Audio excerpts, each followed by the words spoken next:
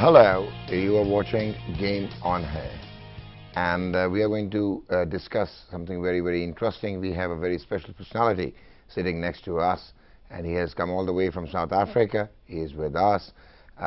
Probably one of the lightning fast fielders in the history of international cricket. Somebody who created the stir in World Cup 1992, running Inzamam ul Haq out. Somebody who was hyper flexible. Somebody who could sit on his knees and throw the ball all in one action. And an aristocrat, a thorough gentleman, somebody who seemed to have enjoyed his cricket. We have with us Jonty Rhodes. Hi, Jonty, how are you? Doc, I am just Jonty. I'm not all of that, I'm just Jonty. So I'm very well, thank you. But thanks for the introduction. But you are. Just Jonty. No. We have grown up. Yeah. We have seen the children modeling their cricket on Jonty Rhodes. And Jonty Rhodes became the synonym that if somebody was a smart fielder, he was called Jonty. Doc, I just had fun. I really did. I mean, I loved every aspect of the game. Maybe not batting so much, but being in the field.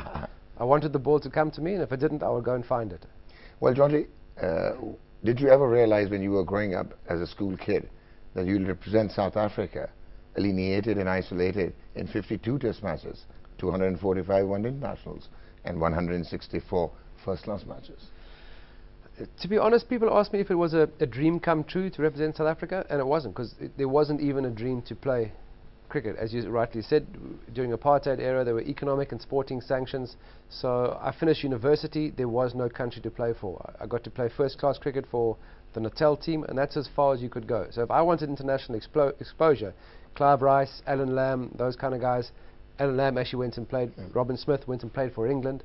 So Clive Rice, Adrian Caper, Peter Kirsten, those guys, Garth Leroux, they played in the UK in county cricket. So that was the only option that I had to test my mettle if I wanted to. But I was actually more of a football player when I was in high school, and was hoping to kind of head towards the UK and maybe get a football contract. But my parents are both teachers, and there was no ways I was leaving school without first getting a matric and then getting a university degree. So you're trying to tell me that you're not happy with your batting stint? Oh no, not at all. But 3 test match hundreds, 2 one-day international hundreds, and 22 first-class centuries. I think quite a well-resourced batsman. Well, I think to put things in perspective, in South Africa, our first-class cricket was 3 days. So to get a result in 3 days, we had to have fast, bouncy, green wickets. Durban was known as the lawn for a reason. So if usually by the end of day one in a first-class match, 12 wickets would have fallen. And not from bad shots, just unplayable wickets.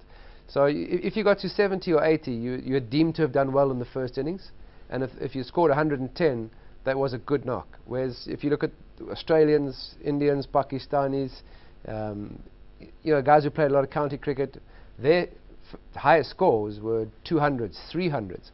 We never had that culture. And in fact, it was Gary Kirsten who turned that around. When we toured England in 1998, we've been back for 6 years, and not one South African player. And we had the likes of Darryl Cullinan, Gary himself, Jacques Callis, Hansie Cronje, myself, Andrew Hudson.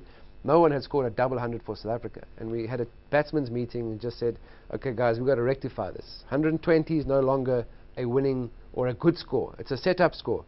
We've got to convert those. And the tour to England, Gary Kirsten, I think Darryl Cullinan might have got 180, but Gary got double 100, Jacques Callis might, no, he took a long time to get double 100. But the guys were suddenly scoring big runs. So I think if I'd started out with that mindset, I matured rather late in my cricketing career. But it was Andrew Hudson who got 164 in your first test match against the on the return, in international cricket. That was against the West Indies. A really good knock, because he wore a few bruises. He was my roommate in those days. So for about 7 years we shared a room. We probably spent more time together than we spent with our wives. So it was we came from the same. He was Durban, I was a Pietermaritzburg boy, not far. Played Natal together. But when you're facing Ambrose and Walsh and you're scoring 100, you're going to get a few balls that aren't hitting the bat, they're hitting you. So that was the sound of leather on flesh and bones. There was a lot of that, yes there was. Okay, Jonty, now 1969 you were born, so, and South Africa went out of international cricket during the same period. You had an incredibly talented batsman, Barry Richards, who had scored a first-class triple century, and who was a hero to many young and old, and playing county cricket in England. And you must be 4 or 5 when the realization must have assured that there was something wrong where you were living, something wrong in the environment, that probably due to racism or apartheid and isolation. So how did you take that? Well, the interesting thing about that is obviously the the white apartheid government controlled the entire media. So you never got to hear about anything. I didn't have a television growing up. My parents didn't have a television.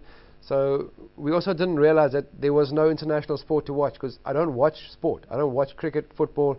I play the game. So as a kid, I was a keen tennis player. My younger brother was also a keen tennis player. And if we would watch the Wimbledon final, and about midway through the first set, we'd actually pick up our rackets and go play outside. So football was the same. If we were watching the FA Cup final, 10 minutes into the game, we were outside playing football. So it was never a case of, wow, we're watching Australia play Pakistan, and why are we not there? I was never watching television. So it took a long time for me to realize that the system that we're in isn't right. Isn't right. So what was wrong with the system? Well, apartheid means apartheid basically means you live apart. Discrimination. And it's second-class citizenship, because you're one color, you're better than the other. And that's, as I said, we weren't hoodwinked by the government. It wasn't as if we were World War II Nazis and we believed that we must destroy an entire ethnic group. But it was a case of, you got someone working for very, very cheap labor, or as cheap labor, and that was just the way that we grew up, and we kind of accepted it. All right.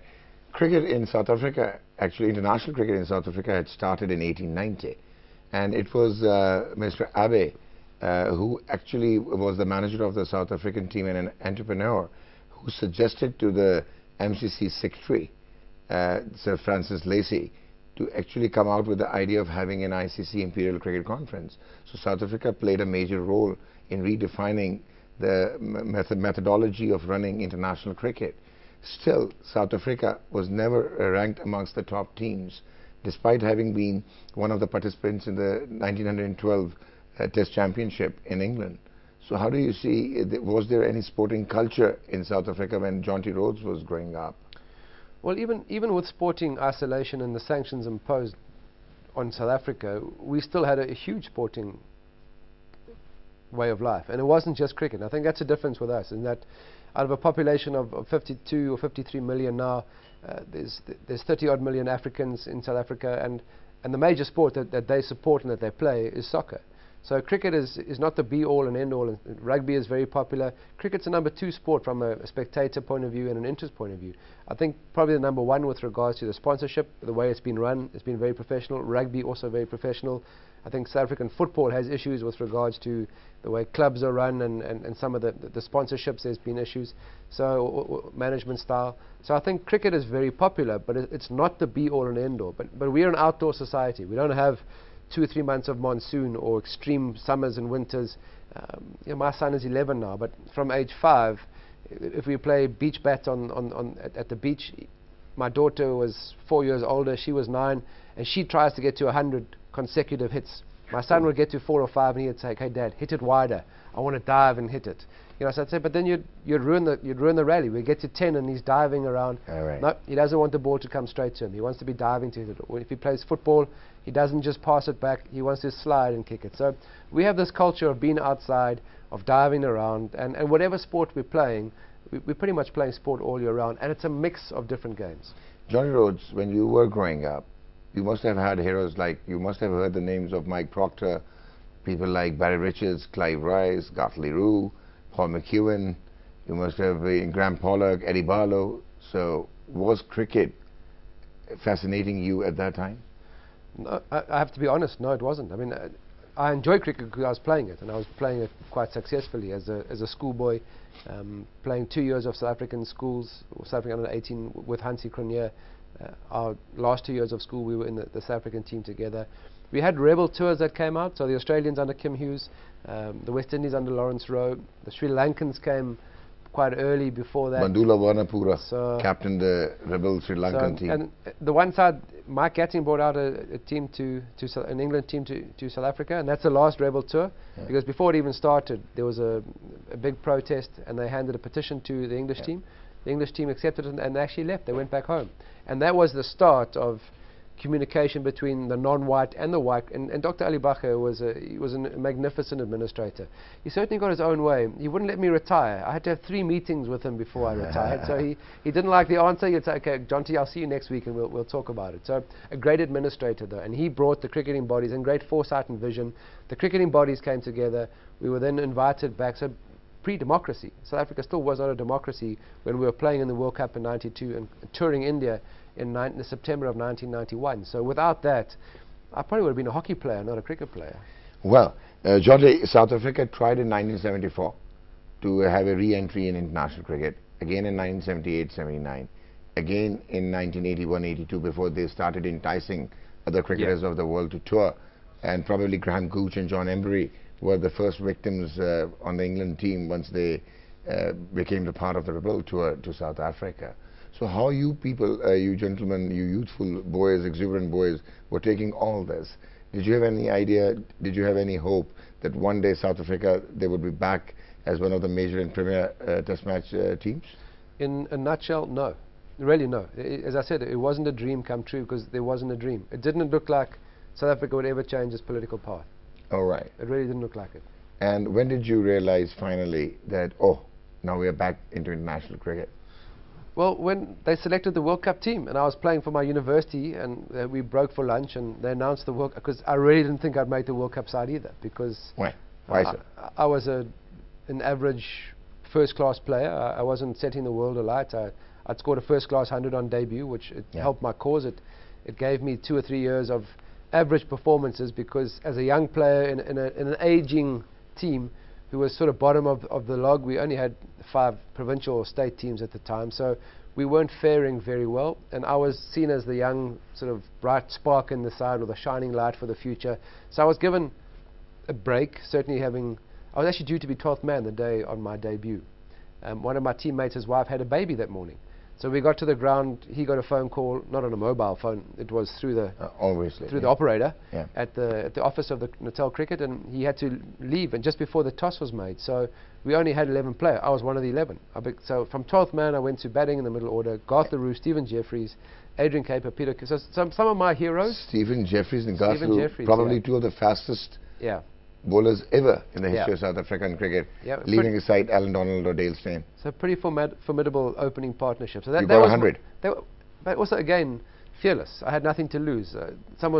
His wife was having a baby. He'd be back next week. So I had one opportunity. I wasn't supposed to be there. I was going to take it with both hands. So it worked in my favor. No pressure. When did you realize that you were the smartest fielder around your contemporaries and even in the world?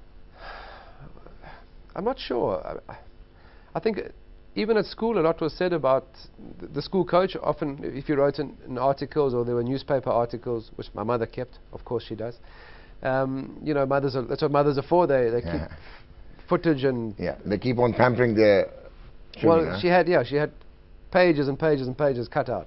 But a lot of those articles were about I was an opening batsman, about my wristy play, my good footwork. But there was always a mention of my fielding. So that was from a school, even from school age. So when I was at provincial cricket, the speed between the wickets used to cost me, because I was one of the few guys that got sponsored in our team, Rands for Runs, and but then the sponsor just said, no, I keep running out my fellow teammates, because the opposition got wise that I've got speed.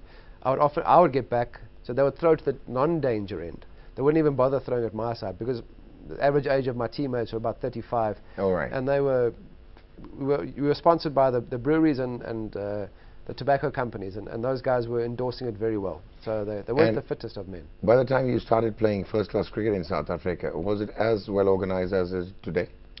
Yes, I think so. I mean, I think that's the reason why the Rebel Tours took place. We had great administrators. Dr. Bacher was one of them. But every province... A gynecologist, right? He's a doctor.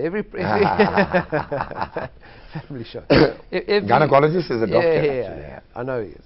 So every province had that structure, and it was, I mean, it was in it wasn't taken to the smaller metros. It was in the major cities. So Durban, Johannesburg, Cape Town, Port Elizabeth, Pretoria. Pretoria only came on sort of later. So it was concentrated amongst the major cities, which had great facilities, good schools and universities, which were the feeders into those provincial sides. So it didn't have academies. It might not have been professional with the money, but it had a good organization and a good feeder system. So cricket in South Africa was in a healthy state, despite the fact that we weren't getting into any international experience. Okay. So were you following international cricket? No. No.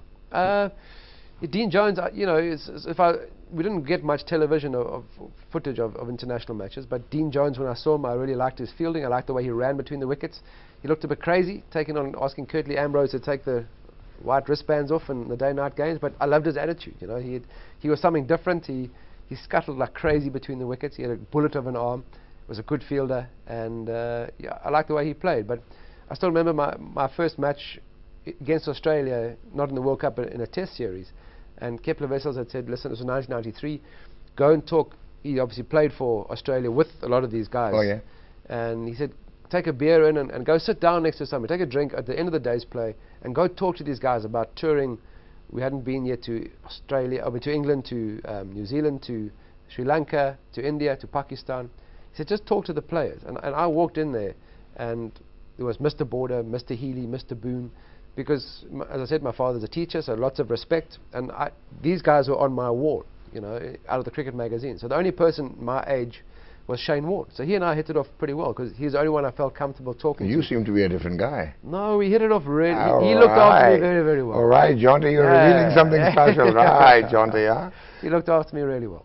He looked after you really well. Where did he look after you? Under his wing. A smart character. Very smart. Probably brilliant right-arm leg spinner. Probably the best in his trade ever. I would say ever. I mean, obviously I didn't see Richie Benaud, but the most difficult art, I think, in cricket is leg spin bowling, and I would dare to say he perfected it. And Darryl Cullinan loved him. Loved him. So it was me under one wing, Darryl under the other. Darryl wasn't coming close. Okay, now Jonty, how well organized was the school cricket in South Africa when you were playing? Because you mentioned that you used to compete against the team having Hansie Cronje. Yeah. Yeah. When you were 17 or 18. Yeah. So in the apartheid system, the government schools, now there's some really good private schools. The government schools are mixed race. Right. And when I was at school, it was only the white kids allowed to go to government schools. There were non-white schools and white schools. And the school that I went to had 1,000 boys from age 13 to 18, and they were there to play mainly rugby and cricket. So rugby in the winter and cricket in the summer. So they were, not all of them, but the majority, say 85%, were there because they were good sportsmen. And it was a school renowned for turning out. Jackie McGlew had been the captain there, some Springbok rugby players as well, and cricket players. So the school structure was really good. You had good facilities, you had good coaching staff. A lot of the guys, we were criticized quite a bit when we first got back onto the international scene about being a bit staid and pedantic in our batting.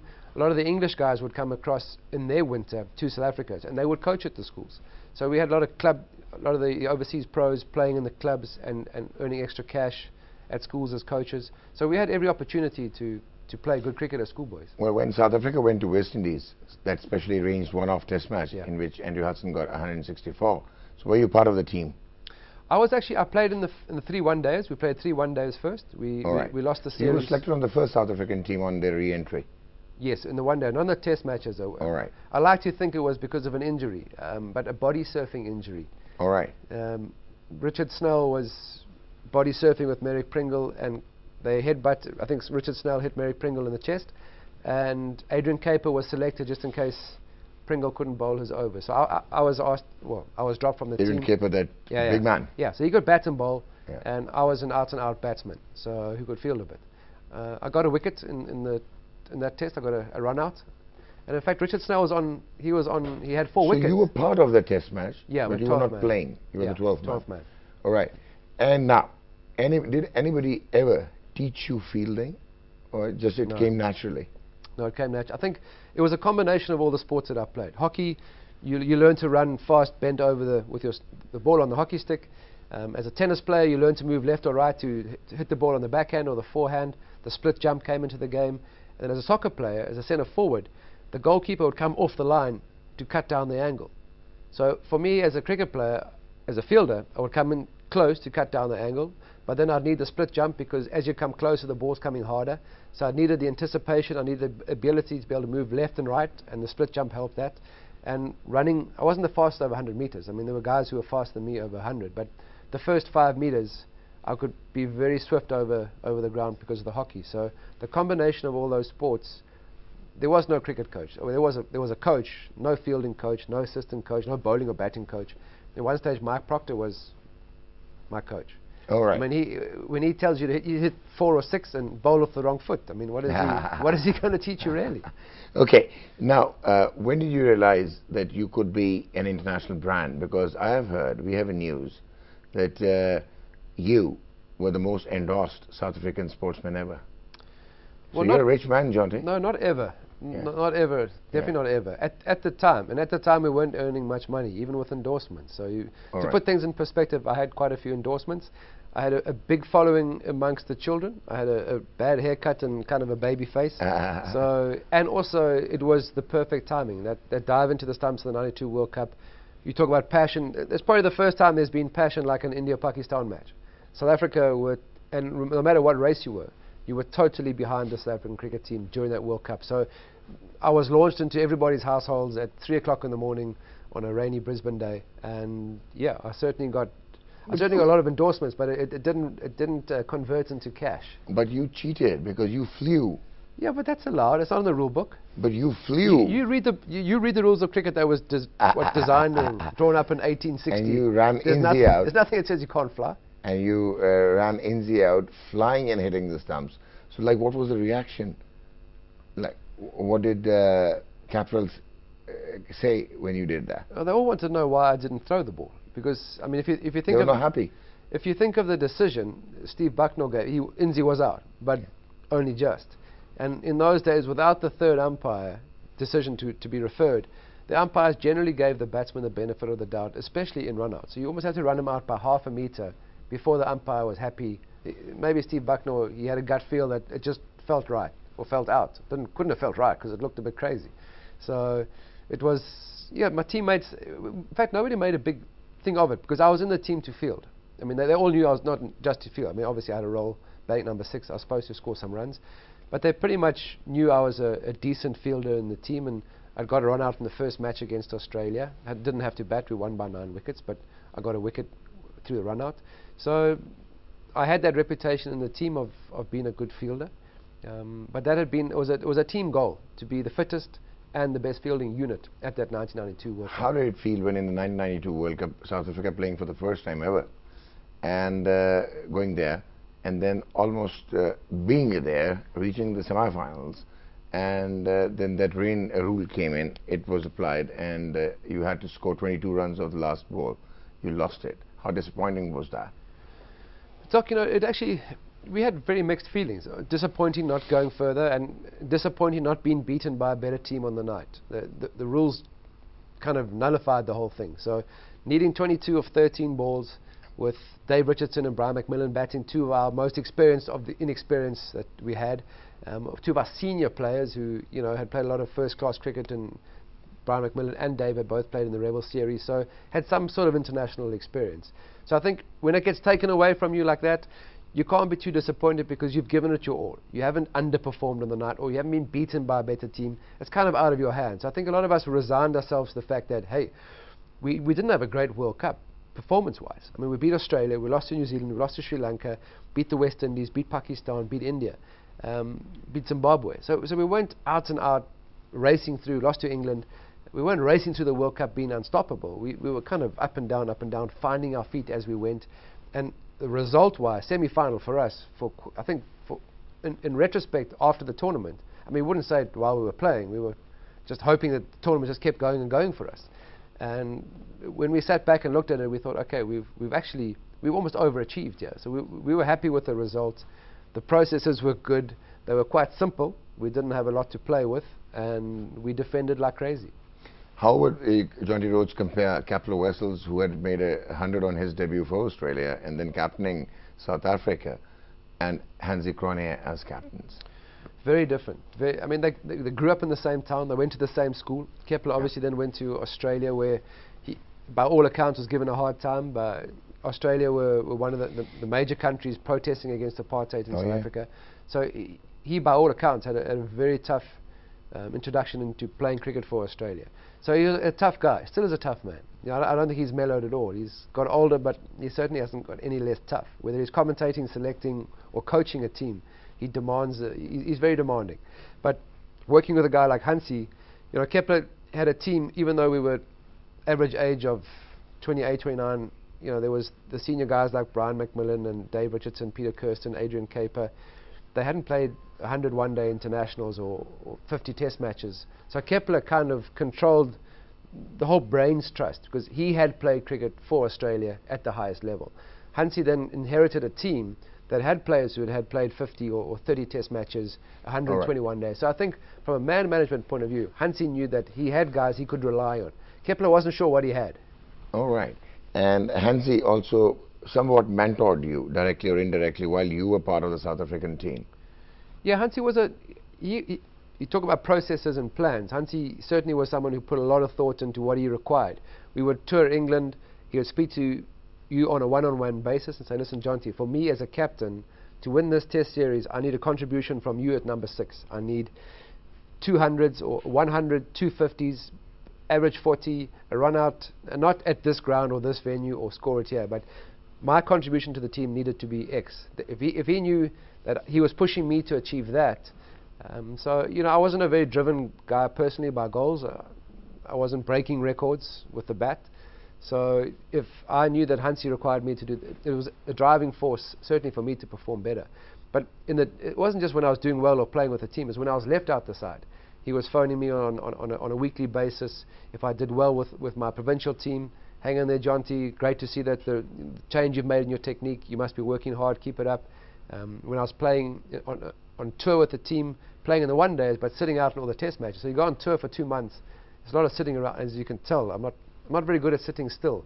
Hansie would take me in the net. He'd work at my game because he didn't have a batting coach or a bowling coach, a spare coach. We had Bob Wilmer, and that was it. So Bob was watching the game. Hansie would come in and help as much as possible. So a very supportive guy, not just a captain who led the way from the front or told you to do something. He was behind the scenes putting a lot of effort with each and every player as an individual. And how did it feel when that catastrophe struck South African cricket and Hansie Cronje pleaded guilty in front of the King's Commission for having fixed the international matches? That must have shocked you. Yeah, you know, Doc, I think that the difficulty for us South Africans was that we perceived match fixing to be losing games. And, and we were the #1 ranked team in the world at the stage, or not in test but in one days. And we kind of sat back and said, well, what are these guys talking about? I mean, we're winning about 73 or 74% of our matches. So how can we be involved in match fixing? Because that was for us losing a game. You lose to someone you should beat 10 out of 10 times. So we weren't aware of the spot fixing or what I don't know what you call that, where someone underperforms for open. So when it did happen, a lot of the team were surprised, you know. So and me as one of them. But Hansie was a guy who, financially, we both went to university. We both studied commerce, but he was utilizing his degree. I was just going to university to get a degree, to get a job, to fund my hockey and to fund my cricket. I wasn't bothered about what I was earning. It was going to go to my travels and to the sport that I was playing. Hansie had a plan, a financial plan, even without any money. He was putting steps in place to make a living out of the game, because there wasn't a living out of cricket in the early 90s, that's for sure. So he was a guy who was driven by money. He did plead. He did plead about the fact that he wanted to make as much money as possible. So a lot of us very sad. But I probably spent more time with Hansie after he had been banned from cricket, because I'd also just then retired from Tests as well. So I had a lot of off time. So my wife and I, we spent a lot of time with Hansie and his wife. In fact, I still see his wife and her new husband quite a bit, so still in contact with her. They never had children, Hansie and his wife, but the new husband and Bert have 2 little boys. So I go down and watch him play cricket. Very sweet. So you want to see them developing into good cricketers, huh? Well, the one's a little lefty, and the other one bats right-handed, but being the smaller brother, he gets upset that his older brother doesn't bowl to him nicely or a half volley every time. But yeah, it's Hansie and I had a good time. Post his banning of cricket, we actually spent a lot of time together, which for me, having missed out that time when he was captain, when he couldn't be that close one-on-one as he was as a friend growing up as youngsters, it was good to reconnect in that way. And was he a pained man? A man who had realized that something wrong had been done? He was. So he was a man filled with regrets? Very much so, you know, and I think probably the biggest regret, obviously, with his faith as a Christian, but probably to his father. His father in Bloemfontein was an esteemed figure in cricket. I mean, at the university, he almost single-handedly grew cricket in South Africa was a very white and English-speaking dominated sport. Oh, right. Rugby was played mainly by the Afrikaans, white-speaking, and at the University of Bloemfontein, which is a very Afrikaans town, Hansie's father was instrumental, rolling the wickets, cutting the outfields, getting guys like Sylvester Clarke, Elvin Kallicharran to come play in the Free State. So he really felt like he had let down everybody. So a man with remorse for sure. Not someone who had taken a chance, hadn't got and then had got caught and thought, well, let me try something else. He was remorseful for what he had done. And you regretted his death, untimely death? Yeah, very much so. That was an airplane crash? It was an airplane crash, and people keep asking me, well, you know... Why was he traveling in a cargo airplane? He and his wife actually lived on Fancourt, the Golf Estate, All right. which is not far from the airport in George. It's about a 7-minute drive. And the cargo plane would leave from Bloemfontein or leave Johannesburg. It would go to 2 stops, then land in George at about 6:30 in the morning. So the pilots had been up since 4 o'clock. They'd literally come in and have breakfast. They would sleep until 12, and then they would go back then take the cargo from there and do the reverse trip. So Hansie knew them very well. They flew in every morning. They stayed in his house every day. A wing of his house was set aside as a bed and breakfast. So he had a flight the day before that was cancelled due to a massive thunderstorm they had in Johannesburg. So he talked about fate, and as opposed to, you know, it wasn't a plot or anything, because he was supposed to be on 2 other flights on the Friday. All right. A flight in the morning and then a flight in the afternoon. The afternoon flight got cancelled because of this massive hailstorm. He could see the airport. He was stuck on the highway. The cars couldn't move anyway. So the next morning he was due to fly back on a 10:30 flight, but because he was commuting between Johannesburg and George, he wanted to be home early in the morning so he could spend the whole weekend with his wife. He phoned up those cargo guys and said, "Can I come with you?" And they put him on the plane. And that was last minute. So no conspiracy theory whatsoever. So it was death hunting Hansie. Yeah. All right. Now, in the South African team, you had played with the likes of Andrew Hudson, you had played with Herschel Gibbs, you had played with like Brian McMillan, you had Yes. played with Alan Donald, Mark Boucher, Dave Richardson. Whom you rated the best talent who came across in South Africa? Probably Daryl Cullinan. All right. The most, I mean, if you looked at, I think Jacques Callis probably surpassed that. Shane Warne is not going to testify your statement that Daryl Cullinan was the best talent, huh? Really talented, and you know, we've had issues here on some of the shows with regards to mental toughness. Daryl was a tough nut, but he just had a mental issue with Shane Warne and probably Australia. So, but if you had to look forward defence, cover drive, leg glance, in the textbook on how to play a shot, there would be a picture of Daryl Cullinan in my eyes. I mean, he was just superb. He had fantastic hands, a beautiful striker of the ball, clean hitter. In the days when the bats, you know, were bit like my hockey stick. They were pretty thin, toothpick kind of weapon that you could wield. And he wielded a bit like Azruddin. Not as wristy, obviously, but with great bat speed and hand speed through the ball. So, but with perfect technique. The best bowler ever produced for South Africa? Well, Paul Adams actually had an interesting action, but a very good strike rate. I mean, he at one stage, I think, was faster to 50 test wickets than Shane Warne, if I'm not mistaken. Yeah. You know, so Shane had possibly a slower start to his career, but certainly perfected that leg spinning. But I would say someone like Dale Steyn. You know, Alan Donald was superb. I spent my entire career fielding at backward point, watching guys fend off deliveries. But Dale, for me, I think was... I don't know the stats very well, but I think he's probably surpassed. Oh yeah, most things. Yeah. What you know, just a beautiful action to watch, beautiful rhythm. He doesn't try and force it to Dale Steyn. So probably the best we produced. What happened to Herschel Gibbs' talent?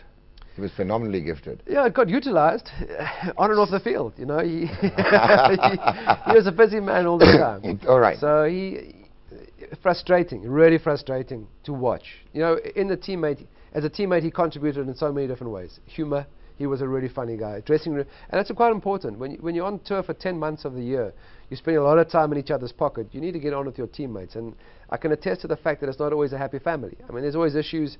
Only 11 guys can play. There's always 3 or 4 guys sitting out who want to be playing. So sometimes you need somebody to crack the odd joke and just break the tension in a dressing room, whether you've won or lost the game, and bring guys down to earth. So Herschel added very unique elements to our team environment. A talent that on song, it was just incredible to watch. But yes, frustrating at times.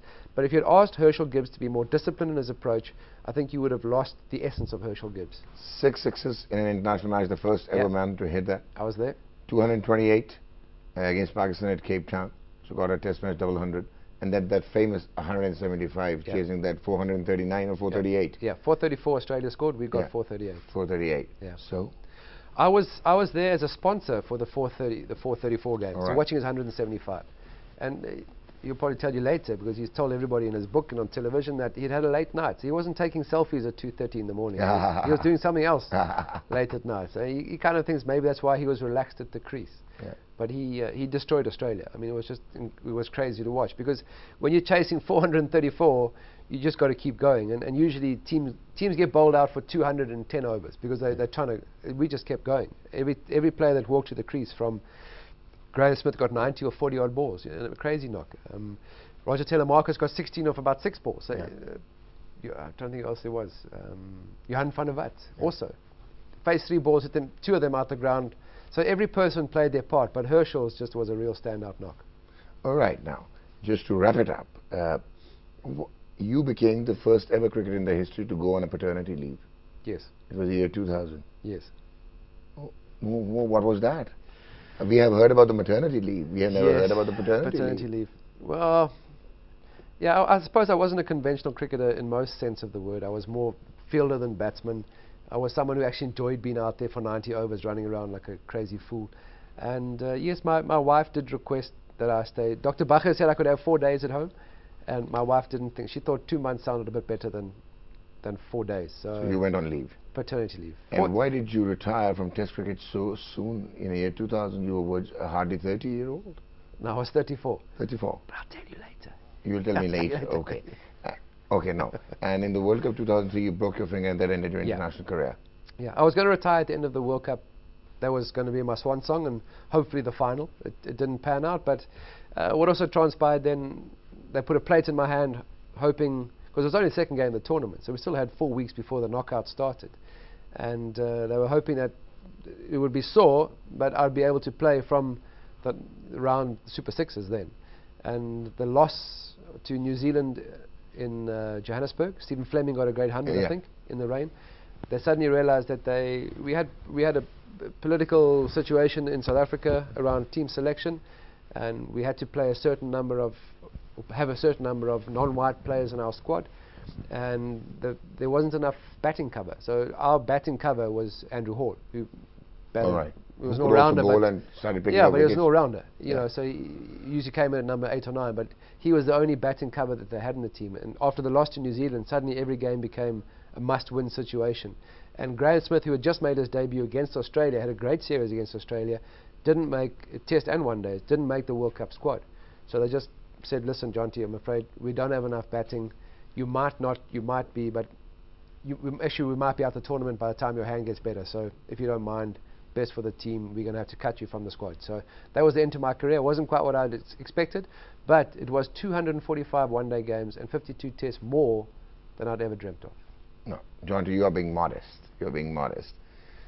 Don't forget the 22 first-class hundreds and 52 half centuries. I was just expecting to play first-class cricket, so the fact that I got to play for South Africa. Whom do you rate as the best contemporary batsman in the world when Jonty was playing international cricket?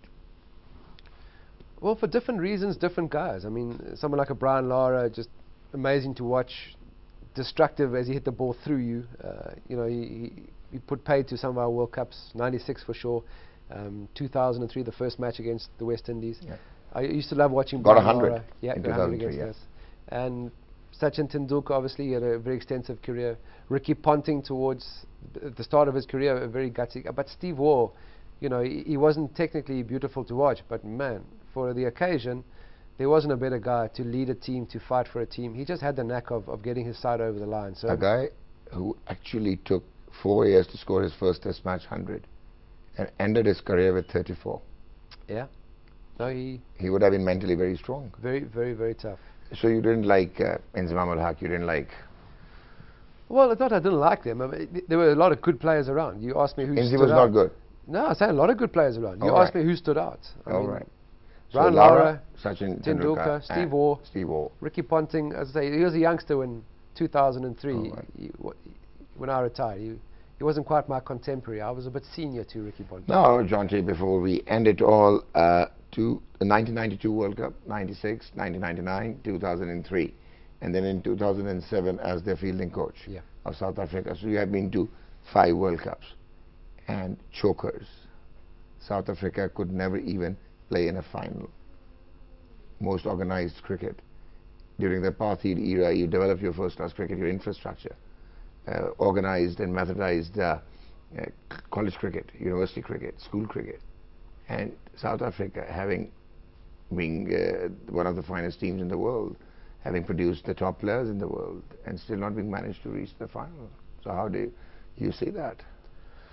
Well, I think in the last 3 World Cups, I think obviously Australia dominated, 99, 2003 and 2007, and that's unprecedented, team winning 3 consecutive World Cups. And 99, we probably had our best opportunity to win the World Cup. I mean, 92, if we had gone through against England and played Pakistan in the final, I think we would have been in the same boat. When we played Pakistan in that game with my run out at Inzi, we had no idea how Wasim was getting the ball to swing. I mean, Dave Richardson was batting it to death. He couldn't lay bat on ball. So we possibly would have ended up, if we had gotten to the final 92, we weren't the best side to win the World Cup.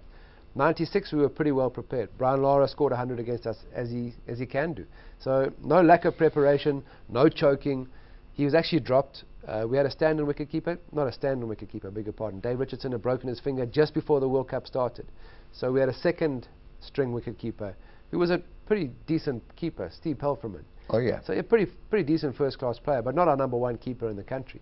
Lara was dropped early on in his innings. He got 100 on a difficult wicket somewhere in Pakistan, and saw the end of us. So again, wasn't choking. We had won 5 out of 5. It wasn't a case of we don't know how to get over the line. Brian Lara can play, and he can win games for the West Indies. 99, the infamous run-out. In fact, it was Australia who nearly choked. I mean, Australia had won the game. Lance Klusener was batting at the end. He hit a ball to long on off Glenn McGrath. Poor Rifle palmed it for 6. Mr. Umpire, Paul Rifle. Palmed it for 6, the umpire, Paul Rifle. Luckily, his eyesight has got better now that he's older. But Australia should have won the game then with 20 runs to spare. Lance Klusener got us right up to the end. I mean, Alan Donald shouldn't have been batting. Myself, Jacques Callis, we were in batsmen. I got 40 odd, he got probably a 50, and we both got out. So, again, incredible game of cricket. Choking, we shouldn't have been to the last ball. It was a difficult wicket. I remember walking out with Hansie, because it wasn't a high total. Australia scored about 210, 11, 12. And walking out next to him, he just said, "Yo, Joe, I think they've got 20 too many." So he wanted to chase 190. He thought it was a 190, 200 wicket. So the fact that they got just over there, not that he was in his mind, it was a tough, and it showed when Shane Warne came on. He turned the ball prodigiously. He picked up 4 wickets straight away. Gary Kirsten, Herschel Gibbs, Darryl Cullinan, of course, and Hansie Cronje. So we went from 50 for 1 to sort of 60 odd for 4 when I came to the crease. So again, that's not choking, it's good bowling. One of the world's best performing at the time. 2003. So you're refuting the claim that South Africa, they have never been chokers. They have been the victim of circumstance. No, not the victim of circumstances. I mean, I think we've made mistakes for sure. The run out to Faf du Plessis and A.B. de Villiers in the 2011 World Cup in the game against New Zealand, when we were in a pretty good position chasing down a total, but we know what New Zealand are like. So again, if we had lost to Bangladesh in the semi-final, then possibly we're chokers. But we've lost to teams who on any given day can win a World Cup final. We're a strong side. We're a team that's well organized and well drilled and well disciplined. But I think that in a way, sometimes in knockout stages, it takes away that factor of unpredictability. We were a pretty predictable side. Just explain one quizzical man in the world. Yeah. A.B. de Villiers. Yeah, superb. How the hell he could do all that, what he's doing. He's phenomenal. No, he is gifted. I mean, you keep asking gift, talent, natural ability, hard work. He's the sum of all of that. I mean, he is very talented as an individual, whatever sport he plays. I mean, I've tried to play him tennis. He whipped me on the tennis court. He plays good golf if his back's not hurting. Anything with a ball he can play. He can even play guitar. It hasn't got a ball, but it's got strings. But he's, so anything that looks like a weapon, he's quick on his feet. He's got great hands. I think as a wicket keeper, his movement is good. His anticipation of the ball, He reads and understands the bowlers pretty well. So I think he's got game plans for everybody who's bowling. A unique individual and a great man to boot. So happy for him. And a word on Hashim Amla. Yeah, I mean, what South Africa, they almost term him the silent assassin, because he's the smiling face, humble man, who had difficulty at the start of his career, didn't change the way. He took on the criticism from people. He was dropped from the South African team, and incredibly, because I went back having been dropped and changed my technique. He went back and just changed his mental attitude. Wow. Back to his technique, changed the way he played, the shot selection, the way he left the ball, and he's utilized his strengths incredibly. I changed my technique. He's just changed his mental approach. So, tough man, quite unassuming, wonderful human, but a tough man on the inside. Who was the bowler who intimidated Jonty Rhodes the most during his international career? Well, two guys. I mean, everyone keeps thinking Shoaib Akhtar's bowling at 160 kilometers, 90 odd, 100 miles an hour. 100 miles an hour. And the difference with a guy like, we were fortunate in South Africa, we always faced pace bowling in the nets, in the provincial games. But Shoaib, with his action, you never really saw him. I never had to face Thompson. So I would assume it's the same kind of thing, where a guy like Lilly or Alan Donald gives Brett Lee, gives you a good sight, Dale Steyn, you see the ball the whole time. Shoaib Akhtar, when he was bowling from here, that picking up, in fact, Devon Malcolm was quite a difficult guy to face, because he would jump to the side. So his approach to the wicket was straight, and then he would leap to the side. So you almost lose the ball, because you're expecting it to come from here, and suddenly it comes from here. So, it's not... Sure, Shoaib Akhtar could break your toe with his Yorkers. He could hurt you if he wanted to. But the person who did the most damage, especially to my ego, was Shane Warne. He made us look... He really made us look stupid. So the only thing he was bruising was your ego. Oh, God. Thank you very much, Jonty. And before we leave, just a word on how you are feeling in Pakistan. I'm loving it, Doc. I'm just sad I'm not getting enough time to get out. You guys are working me far too hard, man. I want to get out. And the one thing I love about India is during the IPL, I get out on a motorbike, on a bicycle, and I see much of the cities and the surrounds. But you guys are working me far too... I've never worked this hard in my life before. So loving it. Thank you. Keep on working. Keep on working. And we love you, Jonty Rhodes. Thank you, Doc. It's a pleasure to have you here in Pakistan. Shukriya. So it was Jonty Rhodes for you, telling you how isolated they felt during the apartheid times, how the re-entry of South Africa into national cricket actually made them more challenged, and then they came out and counter-reactive in the way they perform. No chokers. They are not chokers. Things just happened. They made mistakes. They lost every time in the World Cup. But now Jonty Rhodes thinks that probably South Africa has that wow factor and some of the finest contemporary players in world cricket. Hope to have another personality soon. Take care and goodbye.